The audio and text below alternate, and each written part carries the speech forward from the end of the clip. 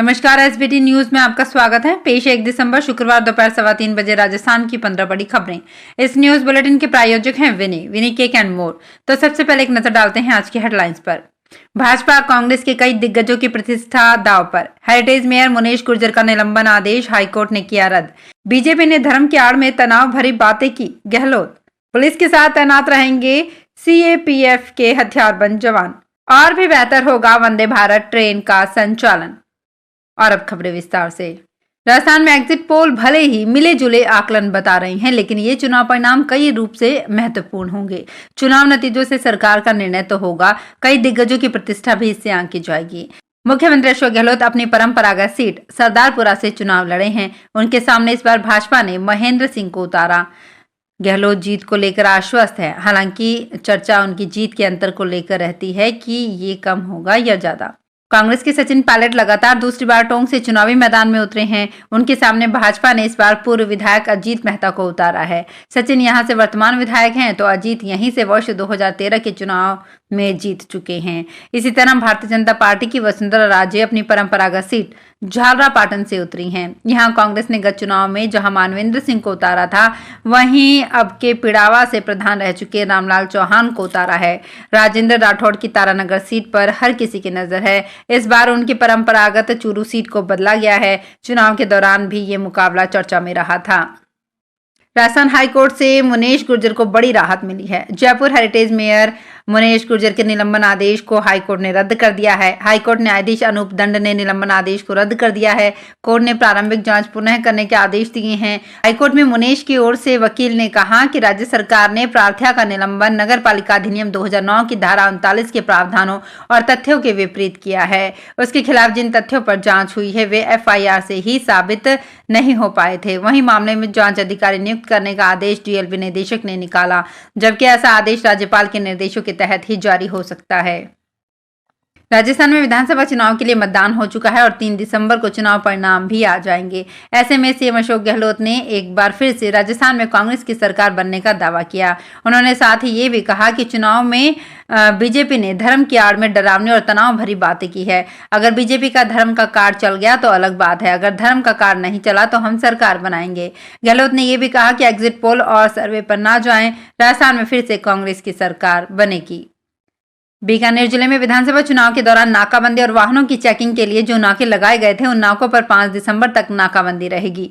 बीकानेर जिले में विधानसभा चुनाव के दौरान अवैध शराब, अन्य मादक पदार्थ, अवैध राशि और अपराधियों को पकड़ने के लिए 13 नाके लगाए गए थे। इन नाकों पर चुनाव के बाद भी 5 दिसंबर तक नाकाबंदी की जाएगी। इसके लिए बीकानेर सिटी, कोलायत, नोखा, खाजूवाला, लुंडकरनसर, श्री डूंगरगढ़ सर्किल में केंद्र से मिली सीएपीएफ जवानों की कंपनियां उपलब्ध कराई गई हैं। इन सर्किल में 13 नाकों पर राउंड द क्लॉक पुलिस के साथ सीएपीएफ के जवान तैनात रहेंगे। रेल यात्रियों के लिए एक बड़ी खुशखबरी है। वंदे भारत एक्सप्रेस का सफर और भी बेहतर होने वाला है।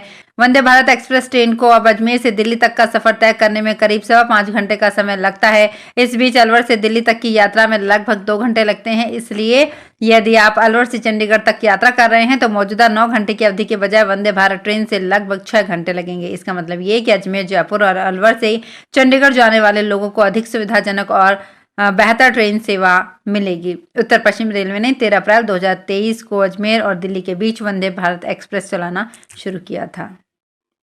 राजस्थान में बसपा से कांग्रेस में आए 6 विधायकों और वर्ष 2020 में तत्कालीन उप मुख्यमंत्री सचिन पायलट के साथ मानेसर गए 19 कांग्रेस विधायकों की सदस्यता के खिलाफ विधानसभा अध्यक्ष के पास लंबित याचिका अब सारहीन हो जाएगी। इन दोनों ही मामलों में विधायकों की सदस्यता पर विधानसभा अध्यक्ष सीपी जोशी अब तक न्यायिक निर्णय नहीं कर पाए हैं। पायलट समर्थक 19 विधायकों और बसपा से कांग्रेस में आए 6 विधायकों की सदस्यता से संबंधित मामले सुप्रीम कोर्ट में भी लंबित है, लेकिन अब 16वीं विधानसभा के गठन की प्रक्रिया अंतिम चरण में होने से 15वीं विधानसभा के सदस्यों के साथ होने वाला निर्णय प्रभावहीन हो जाएगा। राजस्थान में विधानसभा चुनाव हो चुके हैं। प्रदेश में 199 सीटों पर 25 नवंबर को मतदान हुआ था, जिसका रिजल्ट 3 दिसंबर को आने वाला है। परंतु मतदान और नतीजों के बीच इस दौर में राजस्थान में सियासी हलचल सज गई है। राजस्थान के सीएम अशोक गहलोत कल प्रदेश के राज्यपाल कलराज मिश्र से मिले। उनके द्वारा ये जानकारी सोशल मीडिया प्लेटफॉर्म एक्स पर पोस्ट शेयर की गई। असल में राजस्थान में 25 नवंबर को बम्पर वोटिंग हुई, जिसमें मतदान के बाद कांग्रेस और बीजेपी के कई दिग्गजों द्वारा लगातार प्रदेश में अपनी सरकार बनाने का दावा किया जा रहा है। विधानसभा चुनाव के परिणाम को लेकर अब प्रत्याशियों की धड़कनें तेज होने लगी है। रविवार को विधानसभा के रिजल्ट घोषित होने हैं। चुनाव का पहला परिणाम सुबह करीब 10 बजे घोषित होने की संभावना है। दोपहर 1 बजे तक सभी परिणामों की तस्वीर भी साफ हो जाएगी। जोधपुर जिले के 10 विधानसभा क्षेत्रों की मतगणना सुबह 8 बजे से राजकीय महिला पॉलिटेक्निक महाविद्यालय व राजकीय पॉलिटेक्निक महाविद्यालय में होगी। इसकी सभी तैयारियां अंतिम चरण में है। राजकीय महिला पॉलिटेक्निक महाविद्यालय जोधपुर में सुरसागर, लोहावट, शेरगढ़ व बिलाड़ा और राजकीय पॉलिटेक्निक महाविद्यालय जोधपुर में ओसियां, भोपालगढ़, सरदारपुरा, जोधपुर, फलौदी व लूणी विधानसभा क्षेत्र की मतगणना होगी।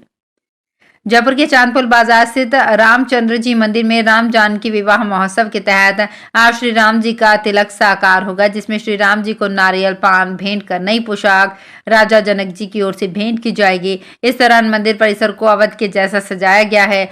यहाँ भक्त श्री राम जी के तिलक की रस्मों का आनंद लेंगे, वहीं बधाई गान करेंगे। इससे एक दिन पहले शाम को धनुष यज्ञ भंजन की रस्में निभाई गई।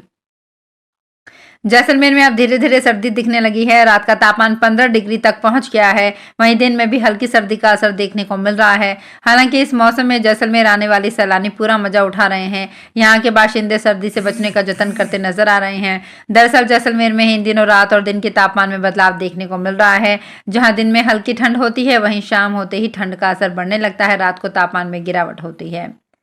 धौलपुर जिला अस्पताल धौलपुर के लेबर रूम में और ऑपरेशन थिएटर को उच्च गुणवत्ता की प्रसूति सुविधाओं के लिए लक्ष्य सर्टिफिकेट मिला है। 23 सितंबर 2023 को राष्ट्रीय स्तर की विशेषज्ञ टीम जिला अस्पताल धौलपुर आई थी, जिसने लेबर रूम तथा ऑपरेशन थिएटर का कुल 350 बिंदुओं पर मूल्यांकन किया था, जिसमें लेबर रूम को 80% और मैटरनिटी ऑपरेशन थिएटर को 81% अंक दिए गए थे।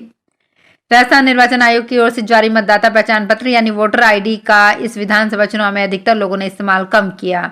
ज्यादातर मतदाताओं ने पहचान पत्र के रूप में आधार कार्ड या अन्य दस्तावेज काम में लिया। भीलवाड़ा निर्वाचन विभाग के अनुसार जिले में 4,07,489 मतदाता वोटर आईडी लेकर पहुंचे, जबकि शेष 9,90,987 मतदाताओं ने आधार कार्ड और अन्य दस्तावेज दिखाकर वोटिंग की। कोटपुतली क्षेत्र में 2 दिन से मौसम खराब होने से जनजीवन प्रभावित हो रहा है। गुरुवार को हुई बारिश के बाद आज शुक्रवार को क्षेत्र में चारों तरफ गहरा कोहरा छाया हुआ है, जिससे क्षेत्र में विजिबिलिटी बहुत कम हो गई है। कोहरे के कारण दिल्ली जयपुर हाईवे पर वाहनों की रफ्तार कम होती दिखी। साथ ही वाहन चालक वाहनों की लाइटें जलाकर वाहन चलाते दिखाई दिए। कोहरे के कारण लोगों को ठिठुरन का एहसास होने लगा। मतदान के बाद उदयपुर शहर में राजनीतिक दलों का चुनावी शोर भले ही थम गया हो, लेकिन निर्वाचन आयोग को मिली शिकायतों की जांच का सिलसिला अब भी जारी है। बीते 9 अक्टूबर को लागू आचार संहिता लागू होने से लेकर मतदान के दिन तक निर्वाचन विभाग को उदयपुर शहर में कुल 18 शिकायतें मिली थी। इनमें से 6 मामलों का अब भी निस्तारण होना शेष है। राजस्थान में चिकित्सा सुविधा बढ़ाने के लिए प्रदेश के 23 जिला मुख्यालय पर 50 से 100 बेड का क्रिटिकल केयर हॉस्पिटल बनेंगे। इसके लिए राजस्थान मेडिकल एजुकेशन सोसाइटी ने 608 करोड़ 50 लाख का बजट जारी किया है। इसमें हृदय रोग, कैंसर जैसी गंभीर बीमारियों का इलाज होगा। क्रिटिकल केयर हॉस्पिटल में गंभीर रूप से बीमार रोगी या घायल को अनुभवी डॉक्टरों की देखरेख में उच्च तकनीक वाले उपकरणों से इलाज किया जाएगा। हॉस्पिटल भवन के लिए जयपुर की टीम हर जिले का दौरा करेगी। तो फिलहाल इस बुलेटिन में इतना ही। फिर हाजिर होंगे कुछ और बड़ी खबरों के साथ। अगर आप भी अपने आसपास की छोटी बड़ी और महत्वपूर्ण खबरों से अपडेट रहना चाहते हैं तो सब्सक्राइब कीजिए हमारे चैनल एसपीटी न्यूज को और प्रेस कीजिए बेल आइकन पर।